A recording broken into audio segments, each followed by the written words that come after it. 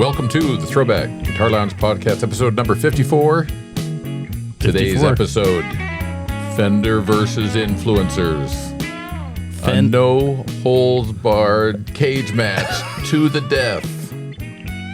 Who will win? This is a real story. So you're talking about the Fender Stratocaster body shape copyright suit that has raised the ire of influencers. The cease and desist heard around the world. Yeah, and I think the real story is that it's really about Fender versus influencers. It's a totally new. This is the first time when you've had a major, the world's largest guitar manufacturer against the world's largest advertising and marketing firm. Yeah, I think Fender missed that one. You two did. I didn't. It's like a co-op of some sort, but it's kind of what it is now.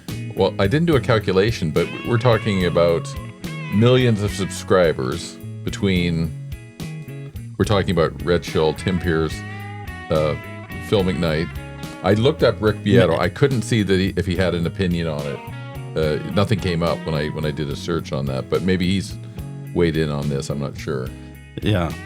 The other thing we're having coming up, this is a big show. Mm-hmm. We've got vintage high output P.A.F. pickups, patent applied for vintage pickups, high output through a Marshall this week. Last week was a Fender. This week it's going to be a Marshall. Should be exciting. Two big things there. And about the Fender versus influencers. Think about it too. You now have the retailers are influencers. You have Andertons. Mm-hmm. In the UK. And I don't think they've Europe. said it. Have they said anything? They probably haven't said anything about this, but let's say they do. Boy, that's not looking good for Fender, is it? We're going to talk. But anyway, that's the Guitargument for today. We'll talk about that. Where the new dynamic of large corporate behemoths against influencers. All right. Should we get right into it? Get right into it. Matthew, we're going to start with the ThroBak Mailbox, correct? Yeah, there's the letter. Okay, there's a little topic here that you wanted to. I'm the focus of it, so I will not read again. I don't know if you should feel good about this, that you have drawn the attention of our viewers, or if you should. No, it's a comment. Yeah. Okay. All right. Okay. Misplaced, but we'll get into that. Okay.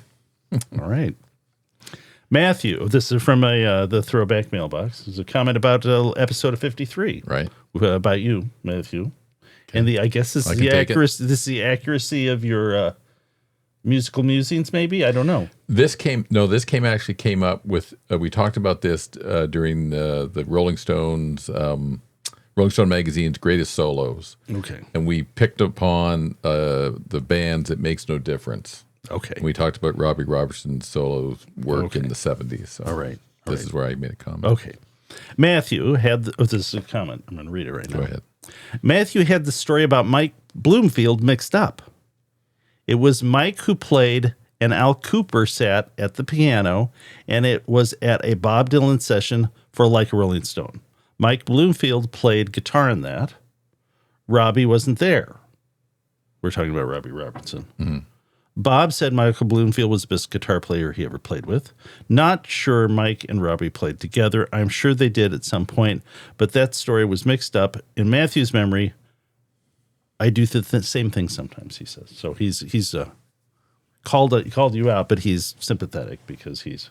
So Matthew, what is your response to this? Well, when I take my large snifter of very fine conic, I've gone up a grade. It's darker. It's darker? It's darker. So it almost looks like watered down Coke. No. When you see the bill on the ThroBak expense account, you'll know what. Okay. Well, so they've questioned the veracity of your and I find that offensive. Your musical recollection. No, so I guess in the most elegant way you can possibly do.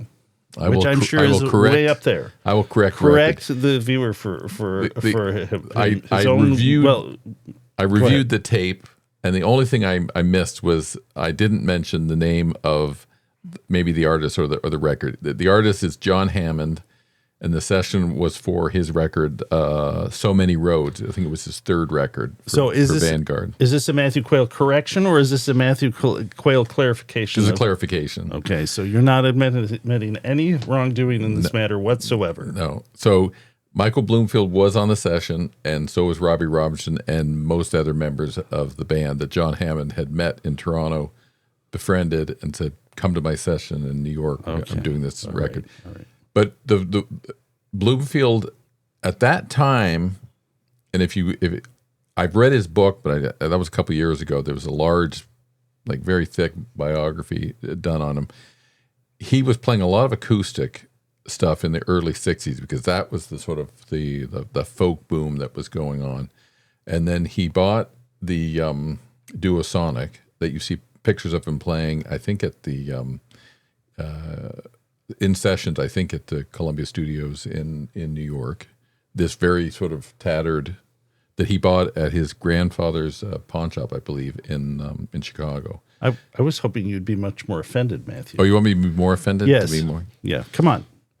Well, come on. I'm not going to be. I'll just correct the record. All right. Shoot. Just want me to get. But he. I thought we'd see another side of Matthew. But Bloomfield. Well, he was kind of a little bit of in awe of Robertson and did play piano. Now, the record says, Wikipedia says that he played a guitar on that session. What I've read in the book and on the documentary that I've seen, that he just played piano during the session and that Robbie Robertson played guitar. All right. But it would be interesting. I thought about it just when I was looking that up. Maybe, I don't know the whole history of when he bought his Telecaster, but he might have been influenced to go and buy his Telecaster after that session, because it was in '64 sometime, and I don't know when Bloomfield went out and bought his his Telecaster. Well, you want me to be more? I was hoping for the sophisticated the sophisticated man who is put out by someone who less knowledgeable than they. Well, you have to be patient with these people. Okay, they don't know. You have more respect for your public than I thought. Or do you want me to do you want me to, maybe should I be so outraged I say like I should smash a guitar? Is that what you want me to do? No, we wouldn't do that. We'd never do that. Okay. Pete Townsend had a birthday recently. Do you know in the last couple of days? I didn't know that. I think he did. I think he turned 81, I think now. All right, we'll have a drink to that, Matthew. Come on. You know what? You want me to drink this? Yes. Oh, yes. I think you're just supposed to smell it. Okay. All right. Do you have a match? Should I light All right. some? Should we go to the pickups of the week? I think that is there more in the mailbox that I did not read? Oh, someone was asking, where did I get this? Oh, well, they want to know where you got the Paul said it looks more like a giant tip jar.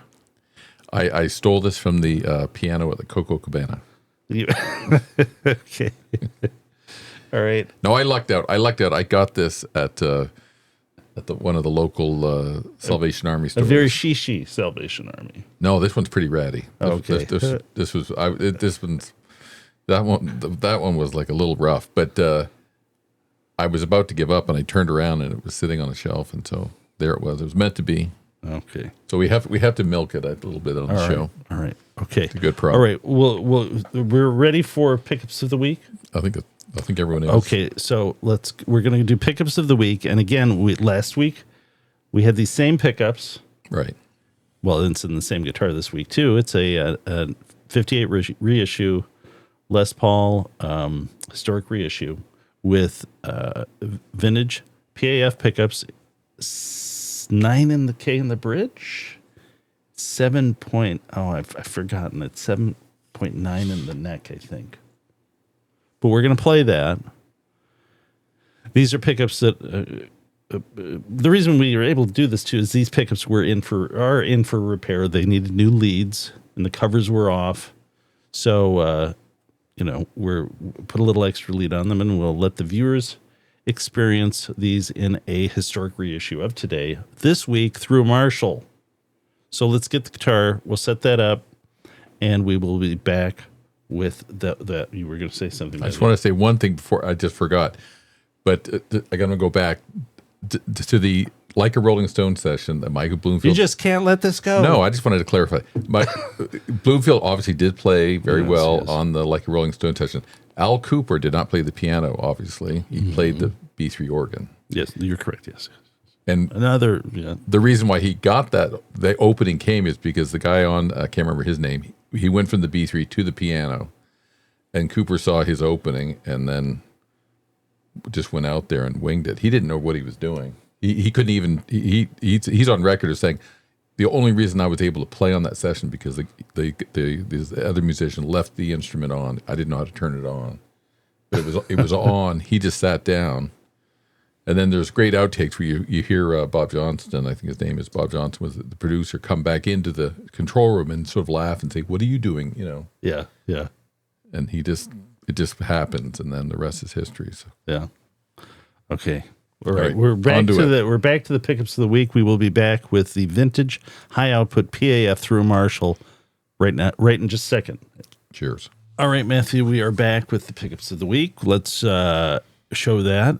Again, we have our 1958 reissue with the Carmelita neck. I believe this is a 2024. Got it from Chicago Music Exchange. Very nice. I think they're the only.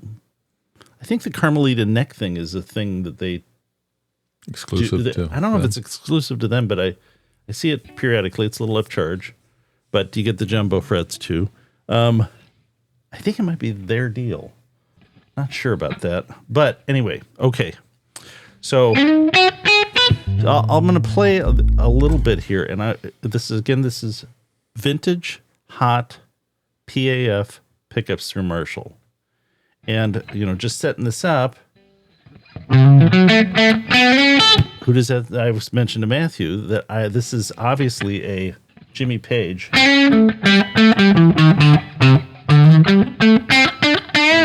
Middle position tone. Very chirpy. Okay. Nice. We will play something here. I guess we'll play the neck real quick.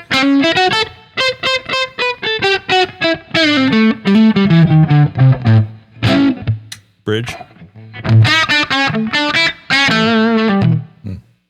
Now, is everything at full up right now? Everything's full up except, again, got the tone on 8. Just prefer that. You want me to do it? Compare and contrast 8? Sure. Okay, here's 8 for the bridge. Here's 10. A little sharper. Yeah. Just a little bit. Also, it's a little higher output.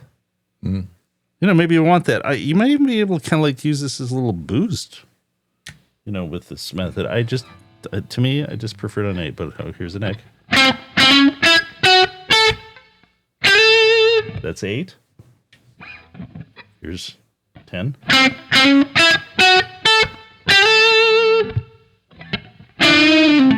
Okay. All right, ready to play, Matthew? Mm-hmm. Okay, right. Ready? Mm-hmm. 1, 2, 3.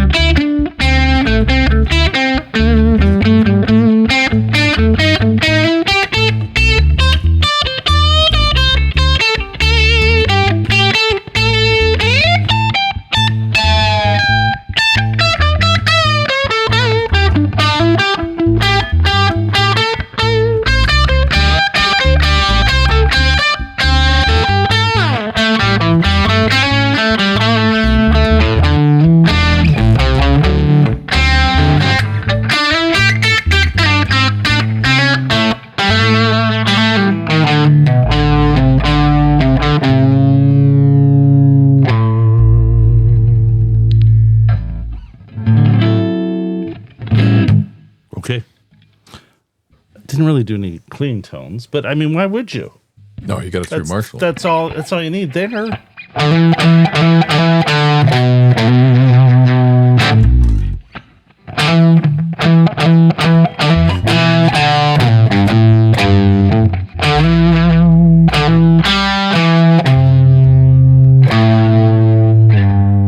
Started in the wrong key, I think, on that.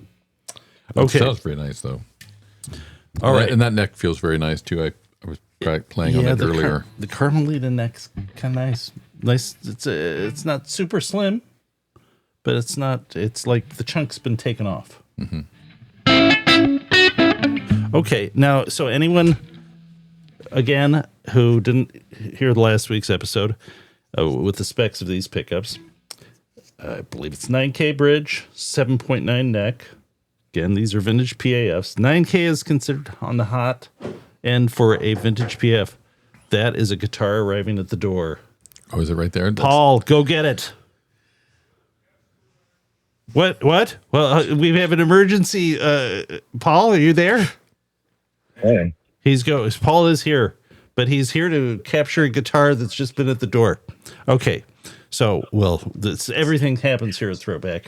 You can hear the UPS guy right now as we speak, I think. Probably complaining about being in the parking lot. He just threw it at the door. He what? Oh, he just threw it at the door. Just slid it down the floor. Okay. That's to be premiered on another episode of all right, we'll get back to the guitar shot here. Well, no, that's Matthew. This is the other guitar shot. We'll get back to 7.8, 7.9 for the neck. I think that's what I said. I got to check the specs, but 9 for the bridge. That's considered hot for a P.A.F. And Paul is taunting us with a guitar box that he has put in within our view here. At least mine. Over there. We could have a live unboxing. I'm not going to do that though. But okay, let's get back to this. These again are, I believe, a 60 spec. I've had these. These definitely have short Alnico 2 magnets. Right. They have. Someone asked about this steel. I should put this on the viewer mailbox. But someone wanted to know what we meant by SteelHead. What I meant by SteelHead, and that we have a SteelHead line. We're starting with the 57 SteelHead. Those are already available right now. And what we're referring to with SteelHead is that throughout the P.A.F. era, you have instances that appear to be random. I'm sure that it's not totally random, but where the bobbin mounting screws are steel rather than brass, and the effect that has on the pickup is they act as tiny little pull screws. Pull pieces. In addition to the rest of it, you get a little bit, I would describe it as a little snarlier sound out of it. When they're steel, the 57 is stainless steel. They could be steel or stainless steel. But anyway, these are actual genuine SteelHead, steel bobbin mounting screw P.A.Fs.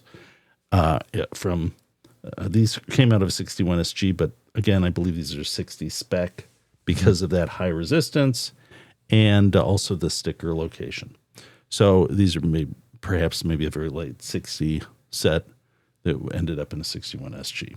So, but anybody interested in these, we're in the process of doing prototypes of these right now, and we anticipate these will be our 60 SteelHead. Or a version of this will be on the ThroBak website as a 60 SteelHead iteration of that SteelHead theme. We're going to have a 57, which we already have, a 58, a 59, and a 60. When I'm taking these from records of repairs I've done over the years, and kind of culminated into the models that I think represent these variations of SteelHead pickups through the years for 57, 58, 59, and 60. Cool. Okay, so we've gotten inquiries about that, so just stay tuned for that. Paul is actually, was yesterday winding some test bobbins for this, and kind of what's involved for us in doing this is I can know things like the magnet. We have this exact magnet made for us. I have an idea as to what the pole screws are likely to be, the chemistry for them. I have offset information because very often these things have coil taps, and that have to kind of, like, the leads were undone for this, and the tape was missing on one of the pickups, so you can very easily, when correcting that, measure the offset, and it just is part of the restoring this back to the way it should be. And so that information I can know or kind of culminate it based upon past repairs. But right now what we're working out is which machines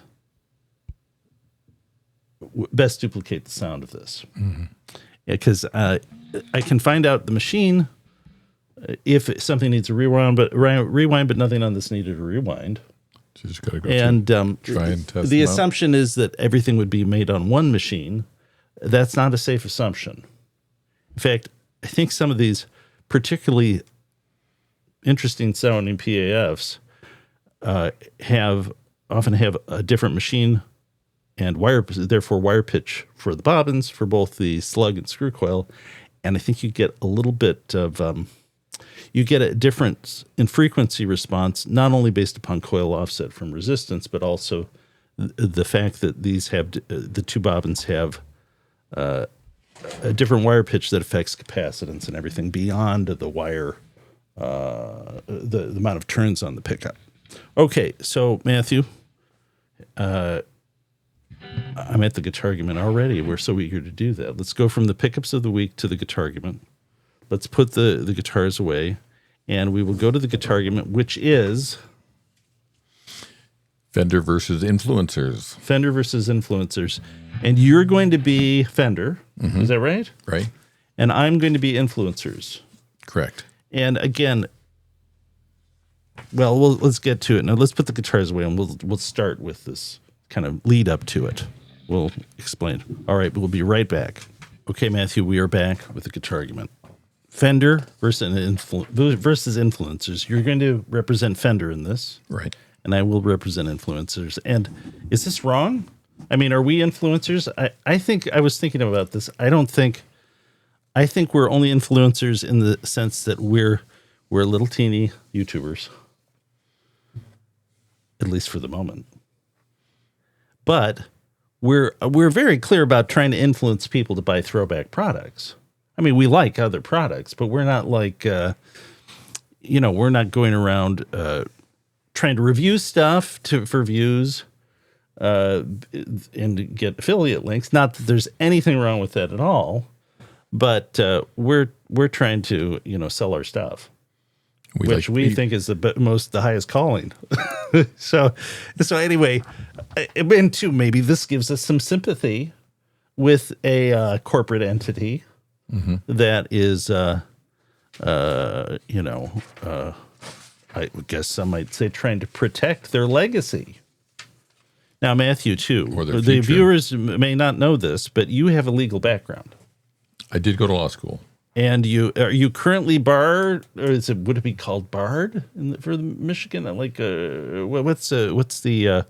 You got to pass a test, I hope. You have to pass an exam. So you're a member of the state bar. Okay. Now, how long does that membership last? Like, do you have to re-up? You have to renew it. Are you? I'm in good standing. You're in good standing. I keep it up, although I don't really need to. Okay.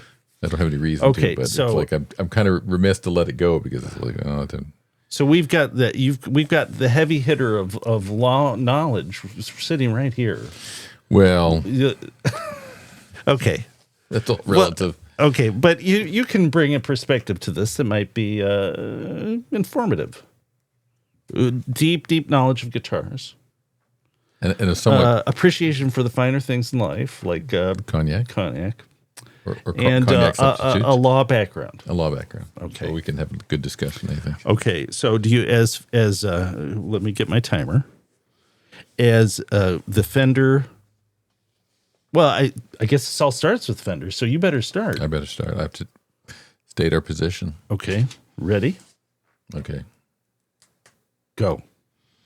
We, the Corporation of Fender Guitars, have decided... It's pretty deep, scary stuff. that some smaller minions need to be told what the story is.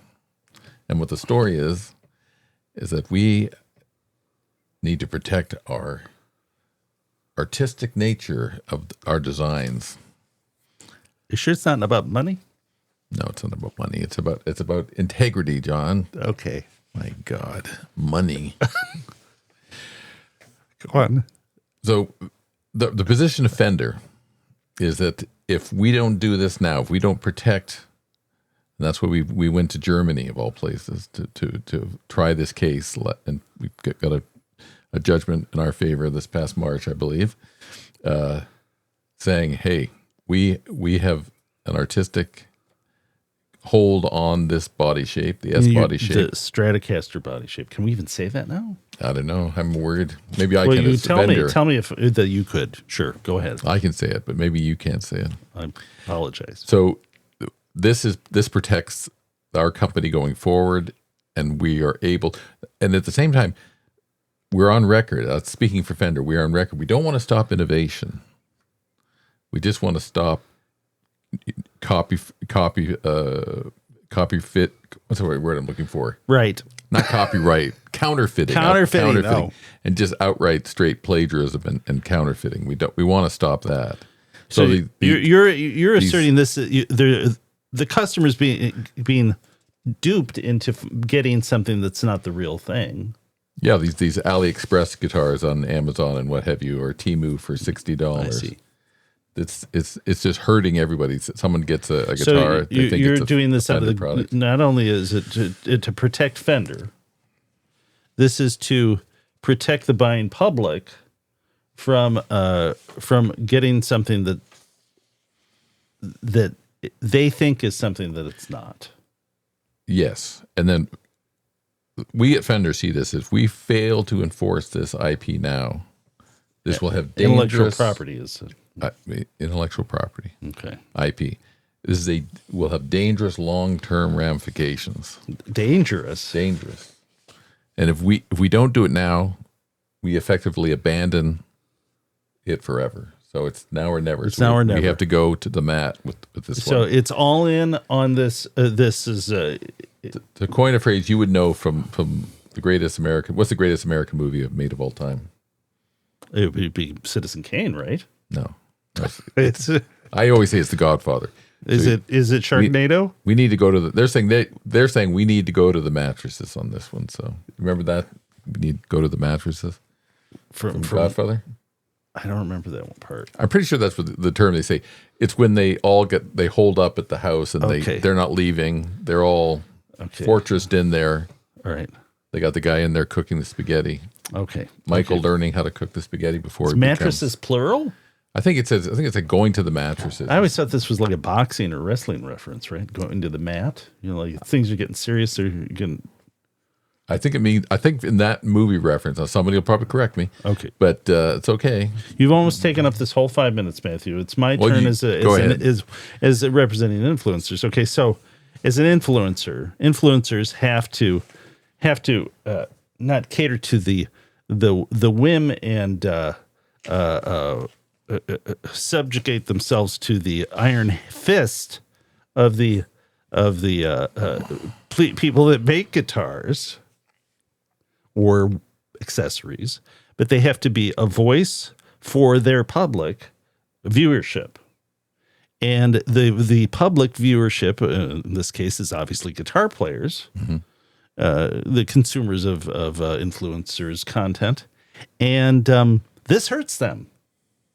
If you Fender were to get your way, there would be less choice for the consumer. There would be damage to companies that are making guitars currently before this in good faith under the laws that as they understood them. And your current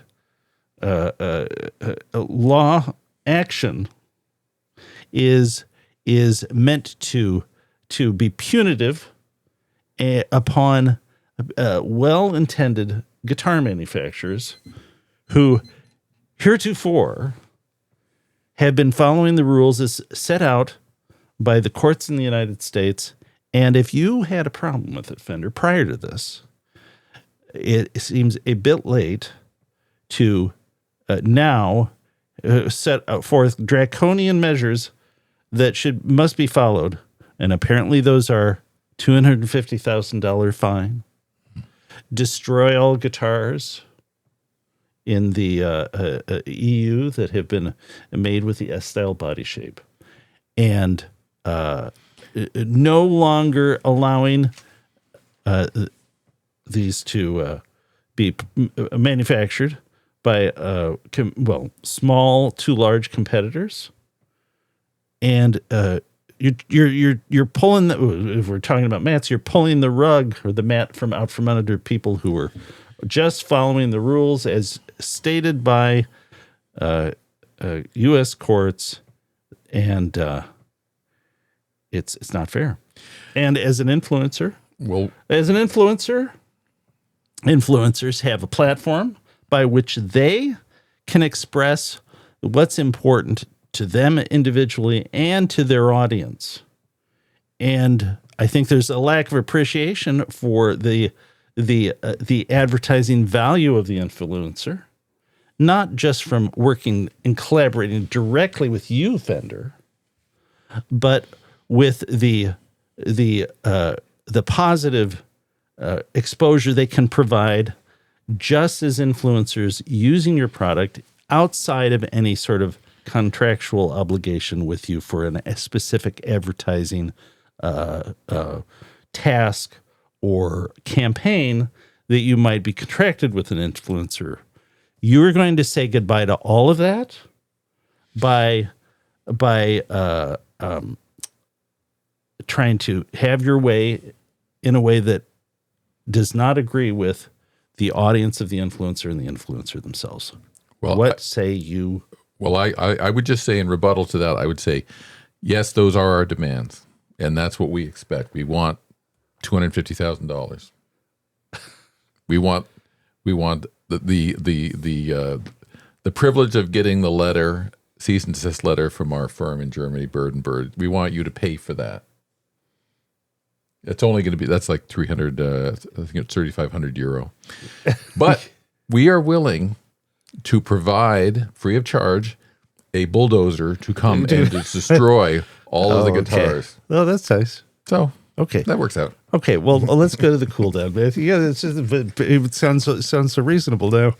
Okay, so now again, we were playing roles there. It's possible. Actually, I can see why Fender is doing this. I do think it's a little late and maybe a bit misguided, but have you thought about the points about this? Let's just go. Can I go through some of my thoughts about this and you get your reaction? You go ahead. And I've got okay, some first too. is, what is Fender thinking? And I thought, are they thinking, is there maybe a little secret here? I mean, because the background for this is Gibson had their, Play Authentic thing. Their Play Authentic moment. Now, that went over very poorly, kind of in the internet influencer, internet forum world. Mm-hmm. And the question is, does this fall under the category that there's no such thing as bad publicity? Well, that's the $1 million question. Is a dirty little secret that maybe that sort of whole thing, it's sort of like changing the formula of Coke. Was that whole Play Authentic thing a net positive for Gibson? Is that possible?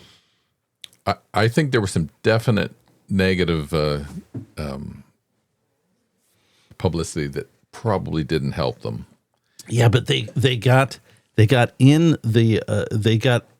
immediately into the sort of the free advertising space, which is influencer talk. Free in the sense that they didn't have to do anything to get that to be a topic that was talked across the sort of the influencer verse universe, right? I think maybe it's a question of bait of sort. Maybe it's a question. Okay, you've got this publicity now. I guess a good publicist would tell you, you've got this attention right now. what do you do with it? How do you direct it? Because Fender does need. I haven't heard a rebuttal from Fender so far, making their case of what. And it's very difficult to find information because they're a private company, and you can't find direct numbers about what exactly is going on. But I think the biggest winner so far is I think it's LSL Guitars. Oh yeah, they because they came first one. They came public. Yeah, they're the first ones kind of to say help us out. Yeah, so I'm sure people are. I haven't checked it, but is there a GoFundMe page? Is there some? Well, okay, forum? so you have people like. Well, I know Phil McKnight. So the people that have been most vocal on this on YouTube community that I've been aware of have been Phil McKnight, Tim Pierce, and Rhett Shull. The heavy hitters of the influencer community for YouTube and such for guitar stuff. There's another. I think Phil said he was willing to donate time. Yeah, and maybe be part of a GoFundMe. I don't know if he mentioned that, but I think maybe he did. And so right now, you have influencer Rhett Shull saying that they're kind of all acknowledging that this is kind of probably going to sour their relationship with Fender, saying any of this. And then the question is, did Fender underestimate the power of influencers? Yeah, I mean that Phil McKnight has a great story of going, I think, to a NAMM in 2017, 2018, and talking to some people in the industry, and he realizing they didn't understand how powerful influencers were in the guitar community, and he said, because he said they get paid regardless. Yeah, so I was thinking about this. In terms of what it would have been, what something like this by a large corporation would have been before YouTube and all of this sort of influencer advertising. They would have hired someplace like Fender would have a large advertising marketing firm that they were paying to craft a campaign that was in line with what they were doing. Mm-hmm. And the marketing and advertising people would not be saying, "Sorry, Fender, we really think this is not fair." They would be in line, trying to, as effectively as possible, send the message that Fender was hoping would go be positive for their company and also positive for their customers. Crafted in a way that either sidelined any sort of discontent by influencers or any guitar players, any customers that didn't like it, kind of act like that's not happening by crafting your marketing and advertising message in a way that's in line with what you're up to as a company. That is not I think it's been a while since that is the effective way of advertising and marketing for a guitar company. It's really, so the advertising agency is now largely and I don't know if Fender knows this, but it's a conglomerate of YouTube, well, not just YouTube, Instagram. It's a conglomerate of influencers that have a really sort of a probably disproportionate impact on what they could get from an advertising marketing place now. Mm-hmm. Well, they've now pissed off that group, the influencer. But group. You're going against the whole ethos of people who make music. And musicians and people who make music do it in a collaborative fashion. Yeah. If you can't, I guess Phil Spector had some big hits, but if everybody was like Phil Spector, you'd run for the hills after a while. Phil Spector, he had a tendency to be rather kind of aggressive. How does Fender effectively sort of counteract or rebut the negative response from influencers. And print advertising is basically totally ineffective. It's done as far as a major. I mean, there's still magazines that have print ads, and there's still companies that feel obligated to do them because they've always done them. But that is not the main way anymore by any stretch that kind of businesses grow or get their message out. And I'll give this example. Years ago, we had pickups when we were younger, Matthew, the guitar player sort of editor's pick award. That was like, you looked for that. Yeah. Okay. I don't know how many years ago we had a guitar. Well, I mean, it wasn't our guitar, but there was a guitar that was an editor's pick for guitar player, and it had ThroBak pickups in it. And I was thinking like, oh, this is great. Yeah. No, I remember that. We got one order from that manufacturer for the pickups in that guitar. And it was a very specific set that he had to have for that guitar. So it's like, it was totally, that's what really drove it home to me, that like, it's done. My dad used to work in the publishing industry, and I asked him, long ago about print advertising, and he said that they had already determined that it was largely ineffective, but they continued to do it because the expectation was they had to. Like you were supporting a trade publication. Well, no, they're supporting trade publication, but too that being associated with a large publishing house, that other large publishing houses were doing print ads, and so their absence was possibly problematic. But in terms of kind of they're establishing their gravitas as a large publisher, right? But they had already done their own research on it and felt that it was largely ineffective form of advertising. So the question is Fender still kind of in some sort of archaic mindset about advertising and marketing with this? Okay, then the other question is, are influencers overstepping their influence? Well, their argument seems to be they just don't like this. That is basically it. Yeah. They don't like it. They don't think it's fair. They don't think it's fair. They think it's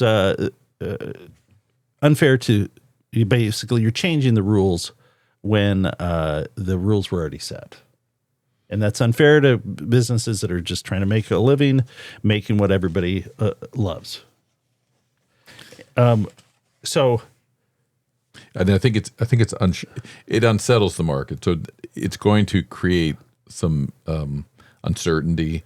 People aren't sure where they're going to stand, and literally, I mean, some of these demands are sort of they're kind of crazy. They do seem draconian, Yeah, the message is not we want to work with you.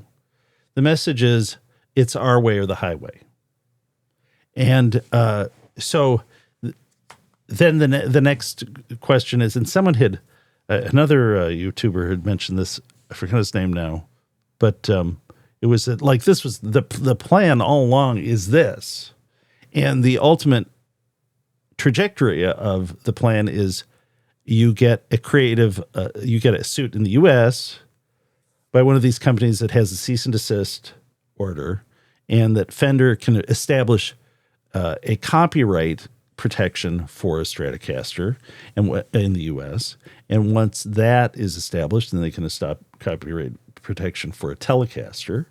And then the ultimate goal of this is we're the only ones that make that body shape. And this is their attempt to do that. And I can totally understand why they would feel that's their legacy, but it seems way too late to do that without a lot of pushback from not only from guitar players, not only the manufacturers who have been for years working under a different set of rules.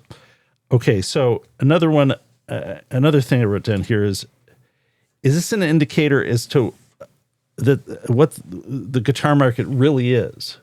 Is it in worse shape than you would think? I give this analogy. Oh, yeah. Is it like there's a drought, and the pond is shrinking, and you have big fish eating the little fish just to survive.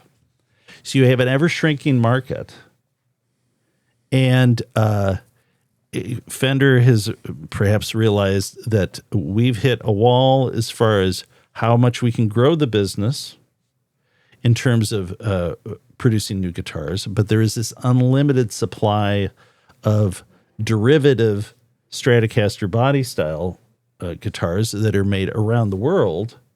And what's a guaranteed way to increase our market share?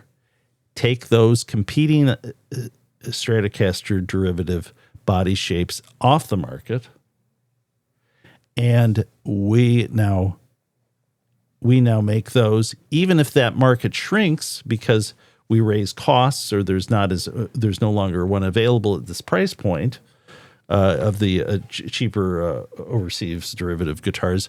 We can now make a higher profit margin guitar, be more profitable even with lower sales numbers, or without having to grow our sales in terms of pieces of units of guitars sold. Well, there's a YouTuber from the UK, John Nathan Cody, who talks about the numbers that he found. I don't know if it was in these documents that were filed for this case, but he said he claimed that between 75 and 81, Fender made, I think, about 67,000 Stratocaster guitars, so about 11,000 a year. Mm-hmm. And then between 2000 and 2007, they were making literally 20 times that amount, so like over 200,000 Stratocaster style body guitar. And that's between 2000 and 2007. And Fender has said that their biggest year was 2020. So you can imagine what they were making then. You can't find exact numbers of what they were doing, but things have slowed down since 2020. And then I know Phil McKnight was talking about Fender having in March that they were going to have a layoff. I assume that layoff happened at the end of March or beginning of April. So this points to the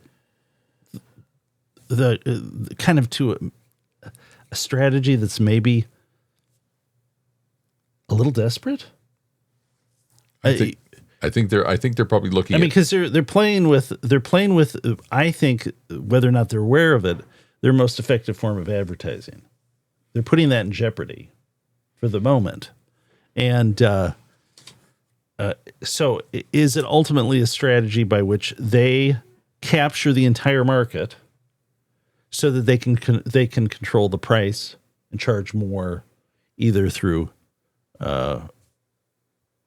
manufacturing fewer at a higher price, because now they control the entire style of guitar.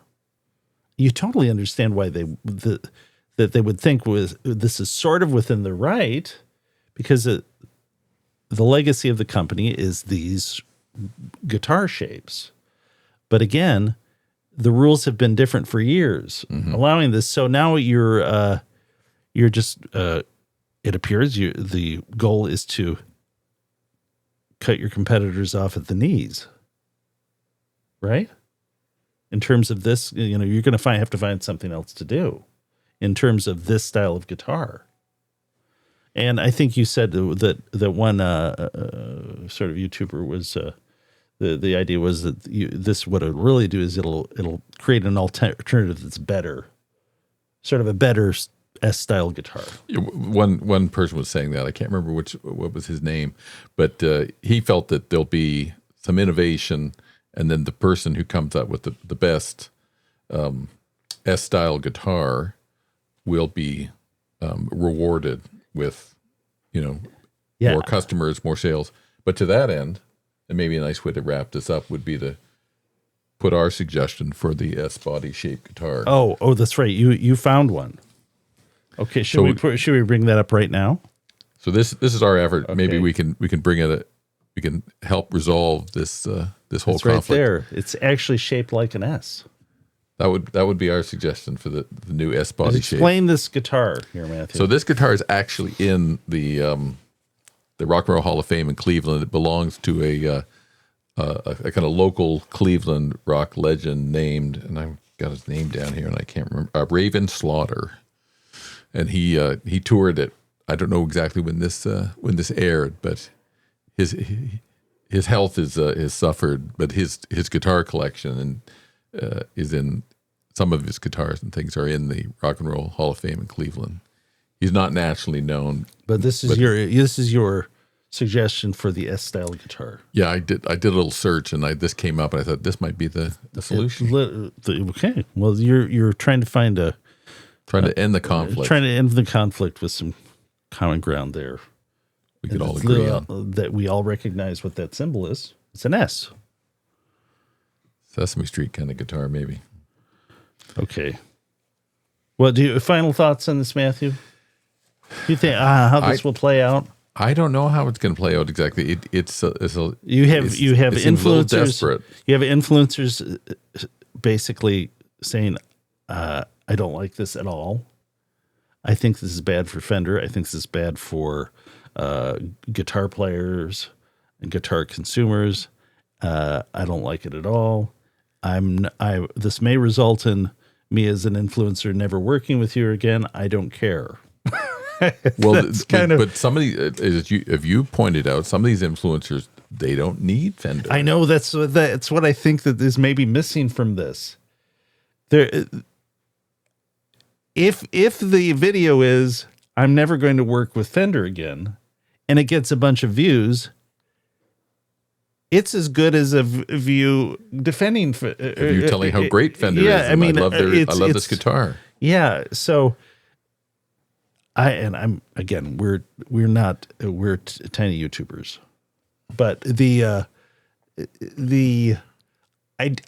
my impression is not that their main income is coming from Fender, or even sort of affiliate links for things that they might review. I'm sure they like. I would assume that it's not money they're going to poo-poo, but I'm also assuming that this is not the main source of income for them. And controversial content that gets lots of views is just as good to them as, both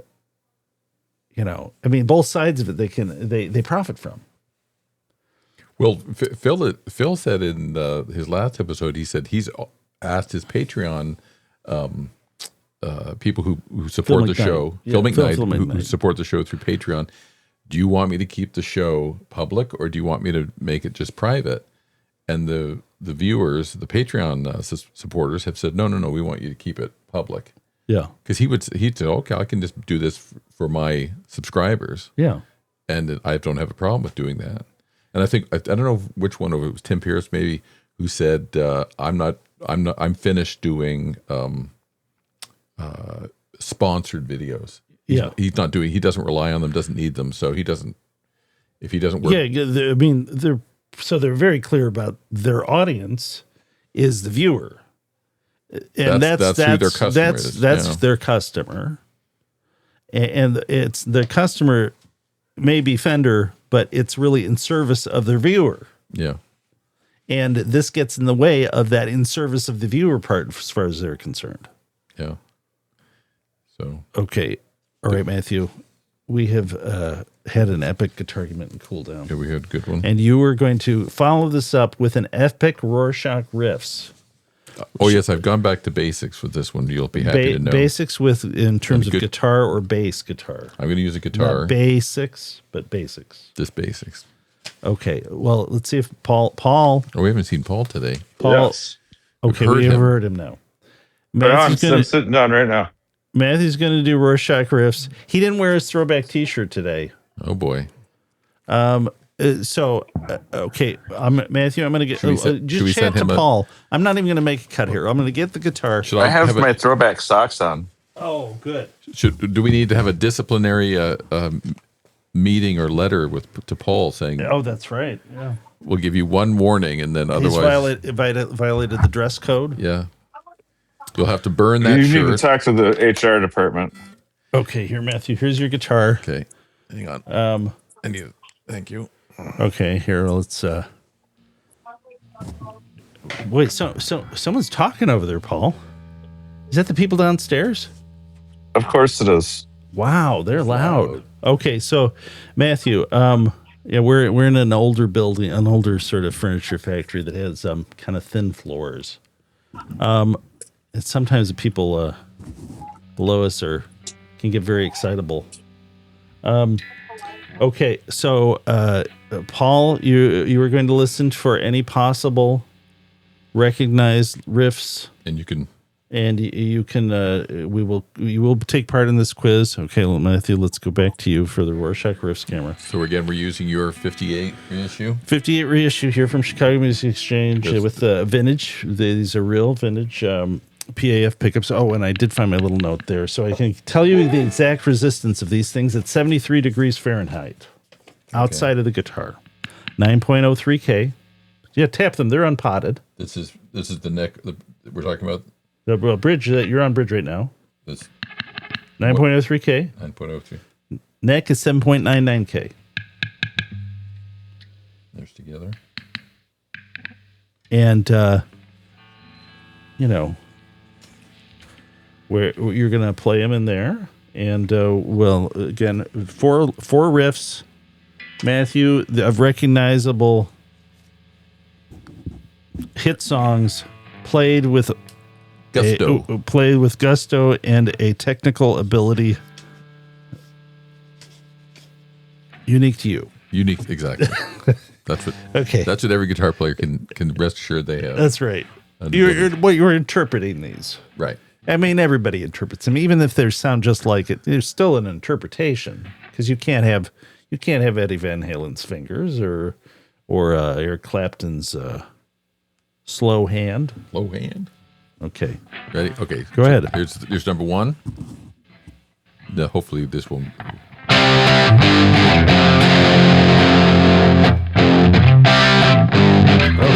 Okay.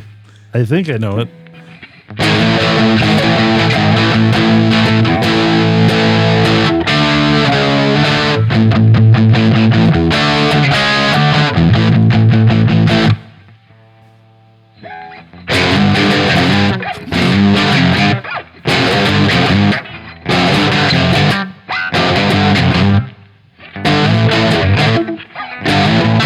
Okay. Now this I got to take. I don't think I need too much. Maybe it's too much drive on this. Whoa. Oh, you had the pedal on too for those? Oh my gosh, probably too much. I thought it was a bit much. I thought I probably should. Okay, so that had an overdrive, or sorry, a Noble's ODR1 on with those. That was probably a little too much. So this is the last one. Should have told me. Hang on, this is a weird one.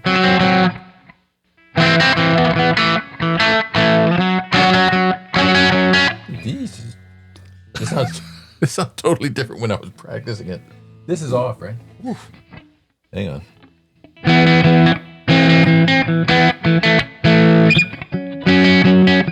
Oh my God, I can't even get that. Is it Led Zeppelin? No, it's not. It's supposed to feel. This is not. Is working. it Tool? Hang on. Oh, I know the problem I'm doing. I'm not hitting the. I'm not hitting the A. Hang on. Okay. Hang on.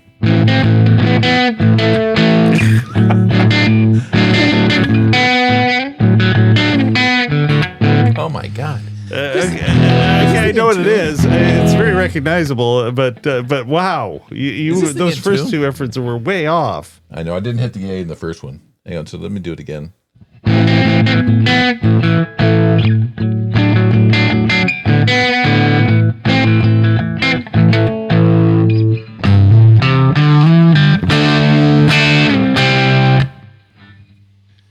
Yeah. That's a lot of distortion on that Marshall. Woof. Yeah. Let's see. Do you want to start over? Okay. No. Yeah. No. I think.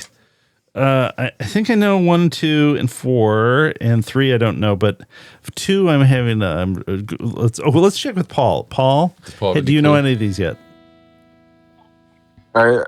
Is there 4 of them? There's 4 of them there. Why did you think there was like 8? Yeah, maybe like 5. Okay. I don't know the last one. Number 3, I think I know. And the first 2 sound very familiar. Should I do it again? Hold on here. Yeah. Let me Sure. Yes.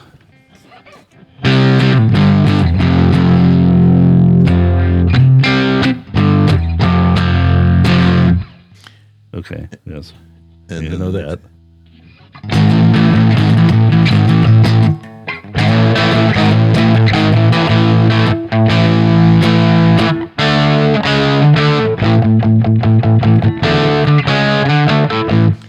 I'll give you a hint. I should have been using your custom for this.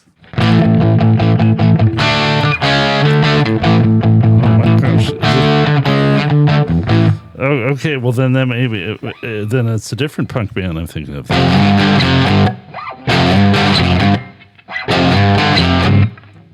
And that's the original band, not the That one Not I'm the having remake. drawing a blank on. not the remake. So that's the original riff from the original band in the 60s.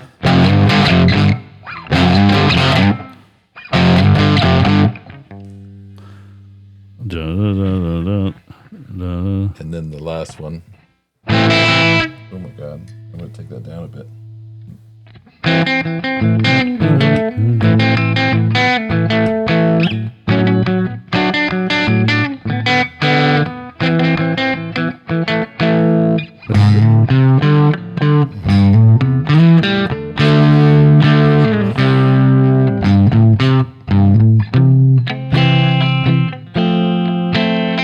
Okay.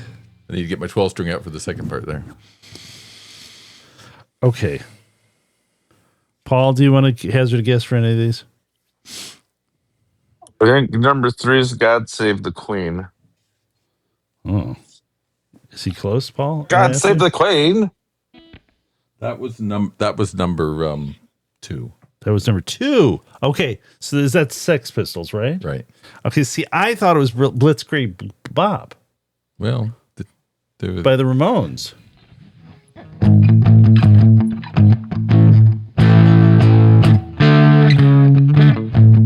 yeah. Eh. Okay. But the one thing that would give you It's away that both. Johnny Ramone only had downstrokes, so no upstrokes. Okay. Okay. Number 1 is Crimson Clover. Okay. Now you can get Am I right? bonus. Am I correct? You are correct, but what version? Well, there's Joan Jett. Right. And then And for then bonus points. The first one, who is that? It's not. It's going to be something goofy like the Archies, but it's not. It's not the Archies, but no. I know who the original one is, but I'm drawing a blank. Give me a hint. So it's. Do you want me to say it, or TJ is the initials and the Don't know. Tommy James and the Shondells. Okay. Yeah. Okay. So number 3. Number 3. the Number 3 I was trying to blank on. Number 4 is Paul McCartney and Wings, but it's one of these songs that is several songs that he has strung together. Yes. So that it's If I Ever Get Out of Here. The name of the record. It's Band on the Run, but the Right. song is Band on the Run, correct? But it's one of those things where it's like patchwork of different sort of songs and stuff. Exactly. That the Beatles did and that he continued to do as a solo artist. Right. With sort of a Day in the Life would be a good example of this, wouldn't it, Matthew? I guess it would be, yes. Because you have the sort of the John Lennon part of the beginning, and then you have the woke up, got out of bed, Drag the comb. and across the line. that was a part of that was sort of song. the beginning of another song that didn't have an incomplete song that that Paul McCartney put in there, and it sort of creates sort of a narrative arc of its own within the song. Even it doesn't even have to make sense, but it seems to do that. Right. Okay. Do you want to So, go back to 3 or do you want to move on? So 3, give me some hints for 3. Okay, so Play it again. classic, It sounds classic familiar. 60s English band. Okay, it's Kinks then. Yeah. Okay, so if maybe you weren't playing it with the immediacy that I thought, but so you said classic 60s band and you played that, and so that da da da da da. Are you sure it's not Play it more. Why? I know the song now. Are you sure? No. Is it? You're doing da da da da da. No, I'm pretty sure. Isn't it da da da da da? I'm pretty. I listened to it this morning. This is. I'm pretty sure this is. I'm pretty sure the way that they do it on the record. I know the song now, but now I know the riff. So it was copied by famously on the first record of it's California band. Led Zeppelin. It's not Van Halen. What I'm saying, right? Girl, you really got me now. Yes. Yeah. Well, Van Halen is don't you think it's Led Zeppelin derivative? It's obviously their last name, but it is phonetically and visually, it's a bit of a doppelganger, don't you think? For Led Zeppelin? Yeah. Van Halen, Led Zeppelin. That you're dealing with the same number of syllables. You're dealing with a short sort of prefix, the Van, and the sort of name to follow. Sort of follows that sort of form. I guess you're right there. I never thought about it that way. Okay. I think that, and that was David Lee Roth sort of like demanding that, wasn't he? Is that sort of the story? It's going to be called Van Halen. Yeah, because they were called. I think he's a smart guy. That's what. Marketing. Yeah. I think that it doubles up on that. It piggybacks on that without you really knowing it. Don't you think? But because it was Mammoth, right? And then and now that's what Wolfgang. I mean, they have every valid claim to Van Halen, but it is in that same sort of, subliminally, maybe not so subliminally as Led Zeppelin, which was giant at the time. Yeah, in the late 70s. Okay. Absolutely. Okay, so that's all of them, isn't it? That's all of them. Okay, Matthew, let's do your musical musings. Okay, so speaking of David Lee Roth and speaking of Paul McCartney, I did that little Band on the Run thing because on Saturday, I don't know if you saw on Saturday Night Live, Paul McCartney was the musical guest on SNL, and he did a new song from a record that's coming out next Friday. Oh, that's right. People were posting things on about his vocal performance. It's not. I watched it. It's not bad, but it's like he's getting that sort of shaky quality to his voice that is not uncommon among older people. Well, yeah, he didn't have the power. A lot of vibrato, little shaky. And then I did a quick little rundown on it, and your friends over at ChatGPT thinks that this has been going on for 15 years. I don't know if it's been going on that long. What do you mean, the vocal thing? Yeah. I've only noticed it. It seems really noticeable. I've only noticed it the last couple times I've seen him on television. It was 15 years? Yeah. I don't think it's been that long. But, So my question... It's still good. My question in the musical musings is... How much are people willing to kind of forgive? Is it as these, I mean, if you had a chance to go see Paul McCartney, you're going to go, well, heck. This is how it'll go over great. If he starts drinking heavily and smoking, and he shows up with sort of like a big studio mic and a very sparse backing band. Don't try to do the big production. Don't do the big production. He's a man who's winding down, who's seen it all. He looks too fresh still. He's got to look like he's earned the voice in a way that it can only be earned by hard living, not by eating tofu. No, nothing against tofu. I'm perfectly takes on the flavor of everything. Doesn't it? When I think of Paul McCartney, I don't think of someone who's had a hard. Now, he's had some tragedy in his life, but not hard living. What I'm saying is, this is how you could really pull that off. That's how you optimize the quavery voice. You're like, I'm watching a legend. I don't care if his voice is not what it was because it got there through. Well, it's like you're getting a Murphy Lab Paul McCartney. So but it's the real thing. You're not getting the fake Murphy Lab. You're getting the real deal burst that's been through it all. It still makes beautiful music, but it's not quite the same way it was. But it's not quite the same way it was because it earned it. Now, so you're not trying to fool anybody with that. It's right there.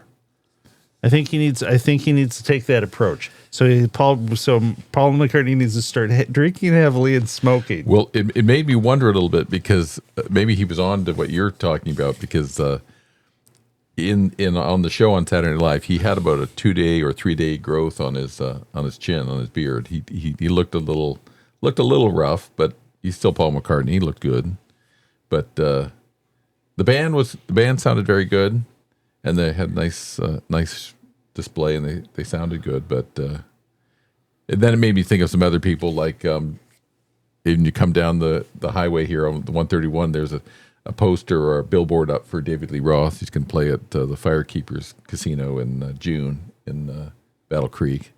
And his voice apparently is terrible. Okay, I thought about this yesterday. He kind of talks his way I thought through the about, songs. they have this AI, they have AI Van Halen songs that never were. Right.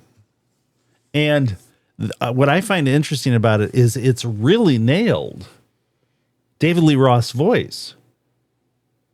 That sort of And the classic 70s. like David inflection and everything. And if you're David Lee Roth, are you thinking like, seriously, you see this, thinking if you're David Lee Roth, you're like, wow, that's kind of remarkable. Who is going to be the first artist that is like, I'm collaborating with AI to do what I can't do now. Oh, maybe. But I can have what I want with sort of the authenticity of what I once could do, directed by me with the help of AI. Rolling Stones had this video. Did you see that? They opened the door to this. They have a video out right now where it is them playing their new song, but AI has altered it to make it look like it's their younger selves, like they're in a room. Oh, really? Yes. So that is what I think is coming at some point. Some artists are going to be like, I can't do this, and maybe Paul McCartney does this. I cannot sing this way anymore. But I still have the music in me that I can present to you with the help of AI. That is, and I'm going to deliver it to you in the way that I think you want to hear it. Totally, these decisions were all made by me as an artist, but AI has allowed me to sing in a way that I'm just not capable of anymore. Would you buy that? I think that goes over. Work. I think that at some point goes over well. I do think it's kind of a novelty at this point. You can hear the Van Halen song that never was, and they don't even get that right in the sense that they like, I think what we were listening to, they have two guitars. Mm-hmm. You don't hear two guitars with Van Halen, early Van Halen stuff. It's him playing everything straight through. Maybe the solo is like, maybe on the solo there's a sort of a backing thing, like very often he's not even backing himself off the solo, but up with the solo. But like Dancing in the Streets, there's like guitar playing in the background for the solo for that. But at some point, an artist is going to be like, I can do what I want to do the way I want to do it in a way that I can't physically do anymore. You think that's going to happen? I think if it'll sell something, I think yes. I think, or people could try it. I mean, why wouldn't you try it? Well, think about it too. Let's say that there's an artist who's like really physically, like I can never go on the road again because I just couldn't do it. But I still want to create music. My voice is not up to what it was, but I can craft something the way I want it to be, and have it still authentically sound like me because I'm the one that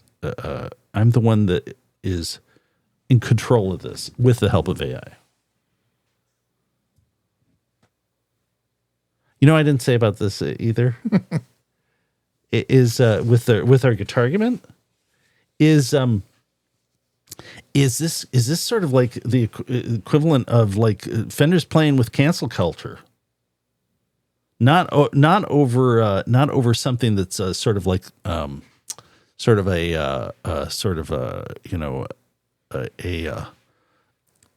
not in the classic sense of it being sort of a social no-no.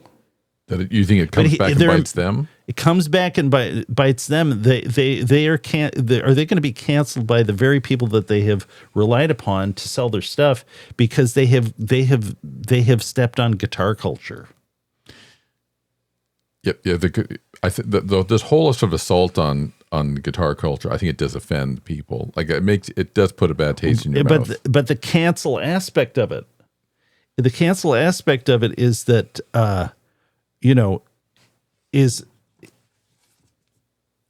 we're just not working. We're not mentioning your stuff. Yeah. We're not. You're not going to get the benefit of our dollars or our good, or the benefit of our exposure through our platform. Does that happen? And is that happening right now? Well, it'll be interesting to see how Fender responds, because you're going to have, there looks like there is some sort of a boycott. Right now. Yeah. So yeah, what happens in the near term is going to be interesting. That'll take us to I feel like we missed an opportunity there in the cool down or the Guitargument to talk about cancel culture there. Like, is this what's going on really? And is it well, possible? we covered a lot of the issues, but they may have unleashed something here. Well, think about it. Cancel culture is specifically seems to be associated with a younger age group, or that, and it's about social matters. But this is, I think, guitar is safe to say that it's primarily an older age group. Fender 30s and up maybe is probably what their major sales are through. The Fender Play was an attempt to get younger people more involved in staying in guitar, and I think that's been successful for them. So, but they're offending the culture of guitar. Oh yeah, so it's kind of the same thing in its own way. Oh wow, that's scary, isn't it? Little uncertain times. Okay. Thanks for watching. We'll see you next week.